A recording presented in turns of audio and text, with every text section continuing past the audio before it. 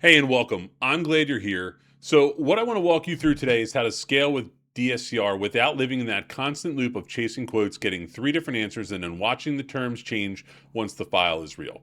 If you're trying to buy more rentals, refinance to redeploy, or just build a repeatable playbook, this is going to be super practical. So, let's get into it. Most people who struggle with DSCR aren't struggling because they can't understand it. They're struggling because they're treating DSCR like a screenshot, like, hey, what rate can you do? And then they try to build a whole acquisition or refi plan around that one number. And maybe you've had that happen where the quote looked good and then underwriting turned it into a totally different deal. Or maybe you haven't applied yet because you don't feel like wasting 2 weeks just to find out what the real numbers are. Either way, there's a reason it feels messy, and it's not because DSCR doesn't work. Everybody says the same thing: go find a DSCR lender, shop it around, get the lowest rate, and move on. And the reason that advice keeps failing is DSCR isn't one thing. It's not like you're picking between two identical products where only the rate changes. The guidelines can shift a lot depending on what it's being sourced from. So you end up committing to a path, then the real friction shows up: reserves, rent validation, a ratio calculation that's not what you assumed, or a prepay penalty that's fine on paper but doesn't match your actual plan.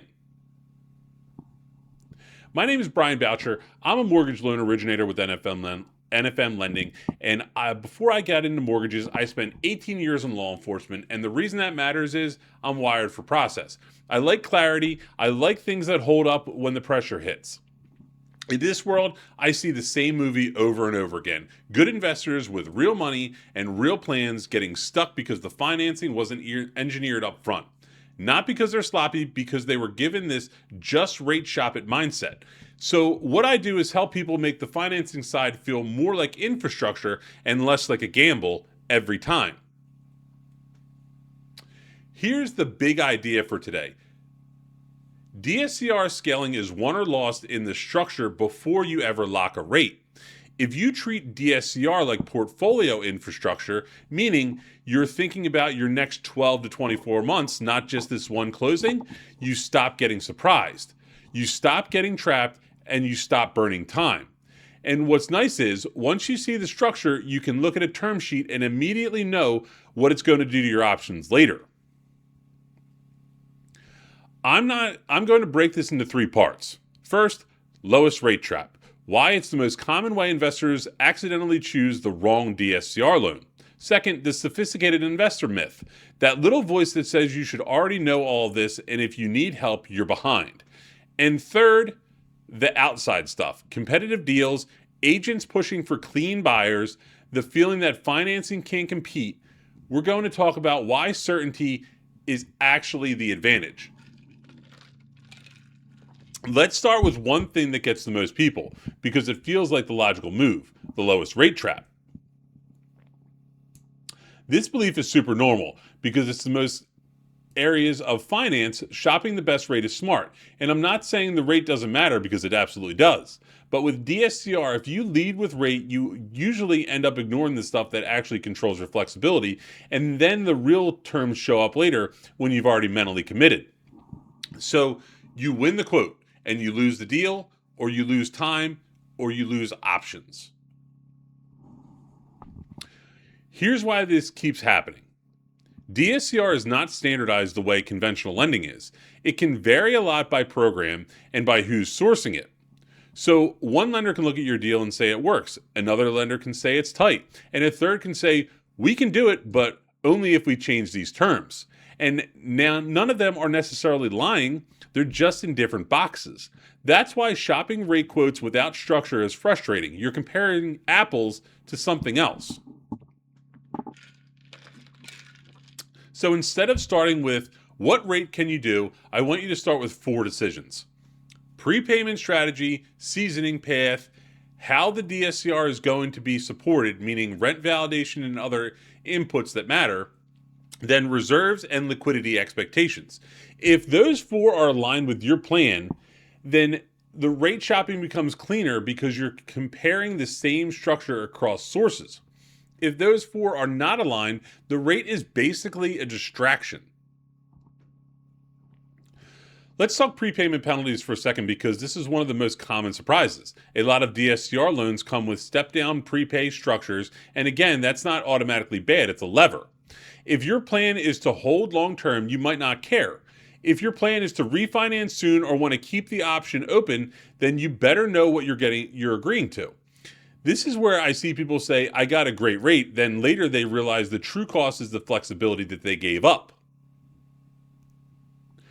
Next is seasoning. This is one of those things that doesn't feel real until you need it.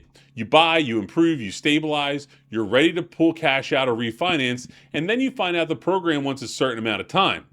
And it's not the same everywhere. Different programs have different minimums. So if you didn't pick the path with seasoning in mind, you can accidentally build a plan that can't execute on your timeline. That's why I call it the silent portfolio killer. It's not dramatic, it's just delay, and obviously delays cost money. Then there's rent validation. People hear qualify on rent and they think it means the lender just accepts your number. No, you still need to support the rent. Depending on program, market rent versus in-place lease can be treated differently. The appraisal and the rent schedule matter a lot. And if the rent comes in lower than expected, the whole ratio changes. So the structure first move is planning for a realistic rent outcome, not the best case number you want in a spreadsheet.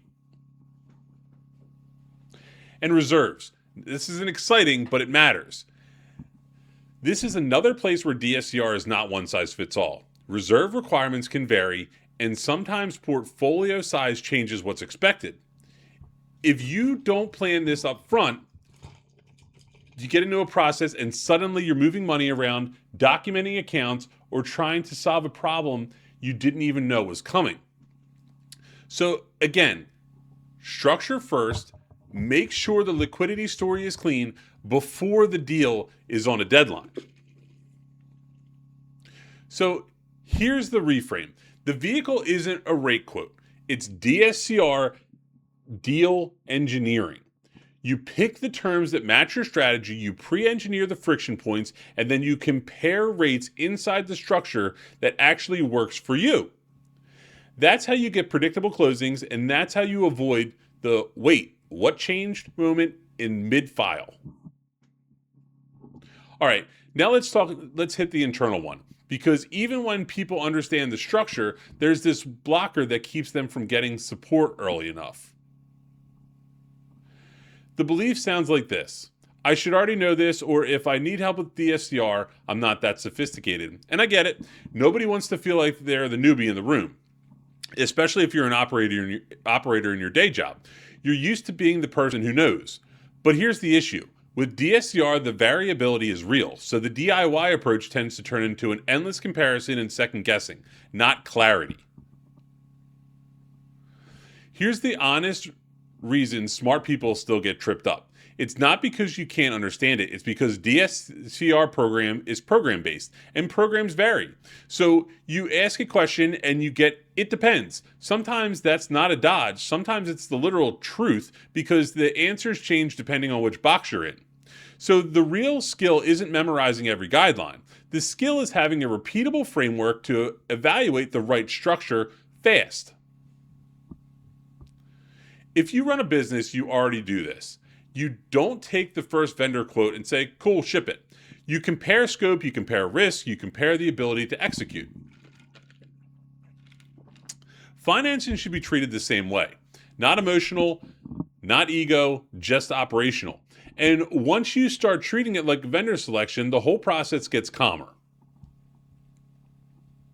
So the simple truth is, needing a framework isn't a weakness.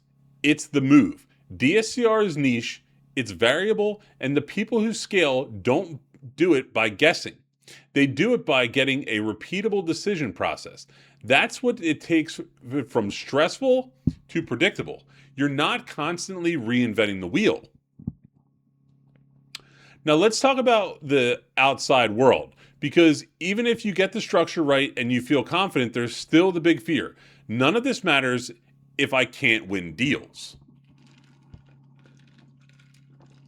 The belief is basically, it doesn't matter what I do, cash always wins. And look, cash is strong. I'm not going to pretend it's not.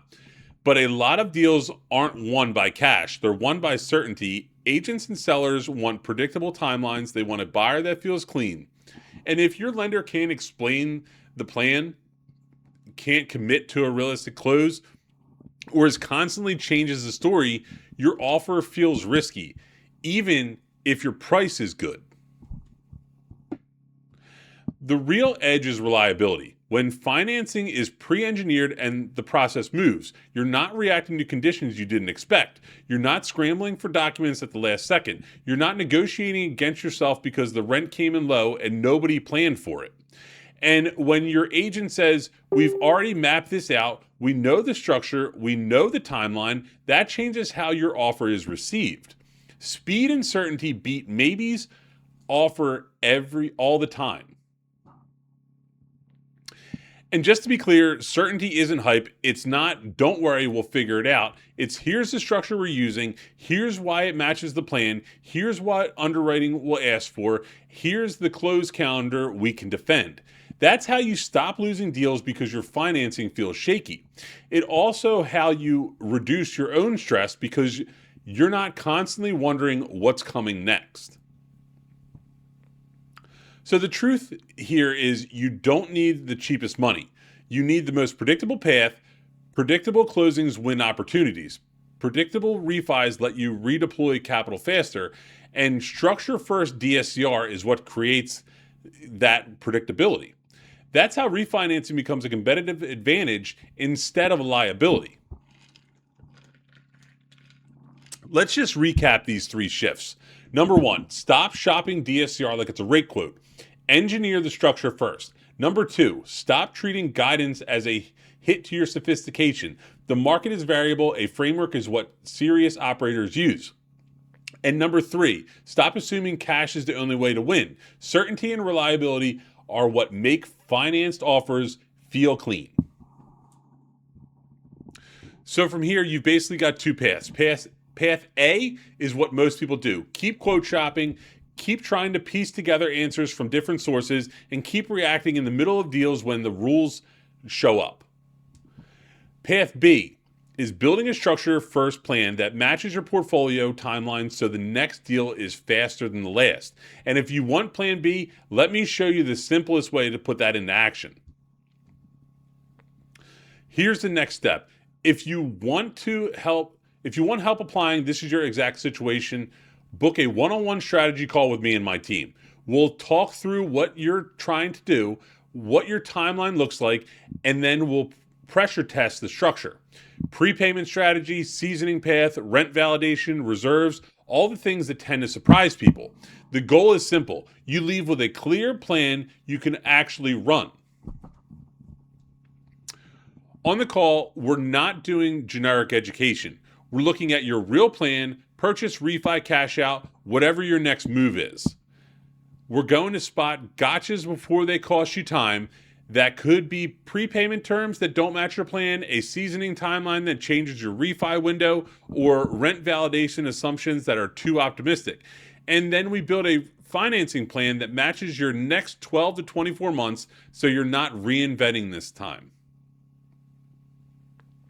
And what I want to slow down for a second and make sure that you actually understand what's included here. Because booking a call sounds simple, but what you're really getting is the fit check, the structure planning, the rent and the ratio reality review, and the prep plan so your file moves. This is the stuff that normally gets learned in the middle of a deal when the clock is running. We just do it up front on purpose.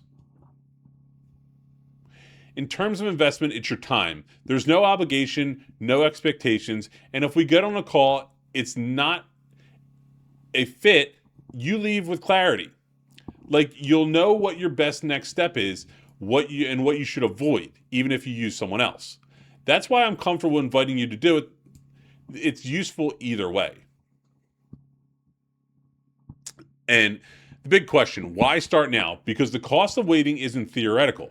It's the hours you keep spending comparing lenders. It's the deals where you build the financing plan in the middle of the transaction instead of before it. And it's the risk of getting boxed into terms you didn't plan for, like prepay restrictions or timing rules that don't match your actual strategy. If you want predictable, you start early. That's the whole thing. One quick thing, if you book your call in the next 10 minutes, you'll get a $250 lender credit. It's just a simple way for me to say thank you for taking action while this is fresh instead of adding it to a mental pile and forgetting about it. I really, truly appreciate it. So here's what to do next. Click the link in the chat and book your one-on-one strategy call. You'll pick a time that works for you. We'll answer a couple questions so we can prep, and then we'll get on a call and map out the structure that fits your plan. If you want this to feel predictable, closings, refis, the whole thing, this is the clean next step.